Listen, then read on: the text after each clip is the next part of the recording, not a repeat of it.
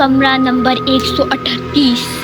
एक खूबसूरत शहर में दो दोस्त रहती थी, लैला और सूफिया। इन दोनों को भूतिया जगह पर जाने का शौक था। उन्हें ऐसे लगता था कि भूत जैसी कोई चीज नहीं होती। एक दिन उन्हें एक होटल के बारे में पता चलता है जिसका कमरा नंबर 138 भूतिया है कहा जाता है। 7 साल पहले इस कमरे से 2 लोग गायब हुए थे। इसके बाद से जिसने भी इस कमरे में रुकने की कोशिश की वो या तो मर गया या तो गायब हो गया। कहानी सुनकर इन दोनों दोस्तों को तजस्सुस होता है और वो अगले दिन वहां जाने का फैसला करती हैं। अगले दिन वो दोनों इस होटल में पहुंच जाती हैं। जब वो मैनेजर से कमरा नंबर 138 की चाबी मांगती हैं तो मैनेजर मना करता है, पर वो दोनों जिद करती हैं तो वो कहता है ठीक है मगर आपकी अपनी जिम्मेदारी है। फिर वो दोनों चाबी लेकर इस कमरे में चली जाती हैं। जब वो इस कमरे का दरवाजा खोलती हैं तो वहाँ बहुत गंदगी होती है। वो लोग टेलीफोन से रिसेप्शन पर राब्ता करती हैं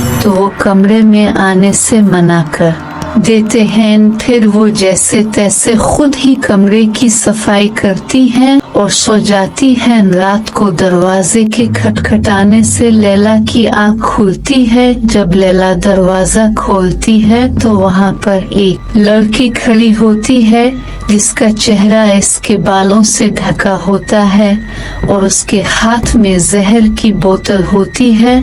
फिर एकदम से वो लड़की गायब हो जाती है। फिर अलमारी और दीवार टूटने लगती है। ये सब देखकर लैला डर जाती है और जोर से चलाती है। लैला की आवाज़ें से सूफिया जाग जाती है। वो कहती है लैला क्या हुआ, तुम चेक क्यों रही हो? लैला जब देखती है तो सब ठीक होता है। लैला सूफिया को सब बताती है मगर सूफिया को ये लैला का वहम लगता है और वो लोग वापस सो जाते हैं। अगले दिन सूफिया जब जागती है तो वो वॉशरूम जाती है। जब वो हाथ धो रही होती है तो नल से पानी की जगह खून आने लगता है और शीशे पे हेल्प मी लिखा होता है और एक लड़की खड़ी होती है। सूफिया ये देखकर फौरन वॉशरूम से बाहर आ जाती है। वो ये बात लैला को बताती है।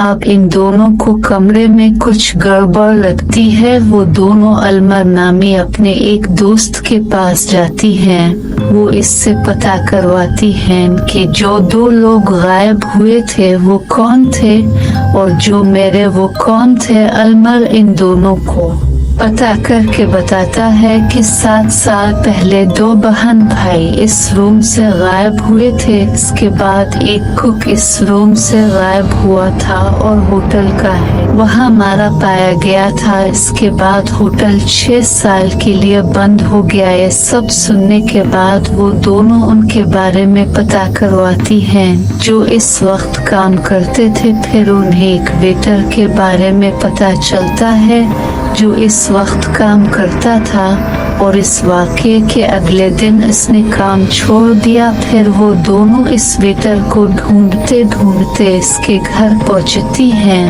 वो वेटर इन दोनों को बताता है कि 7 साल पहले लीसा नामी लड़की अपने भाई एरिक के साथ उसी रूम में ठहरी थी। कुक की गलती की वजह से खाने में जहर मिल जाता है जिसकी वजह से इन दोनों की तबीयत बहुत खराब हो जाती है।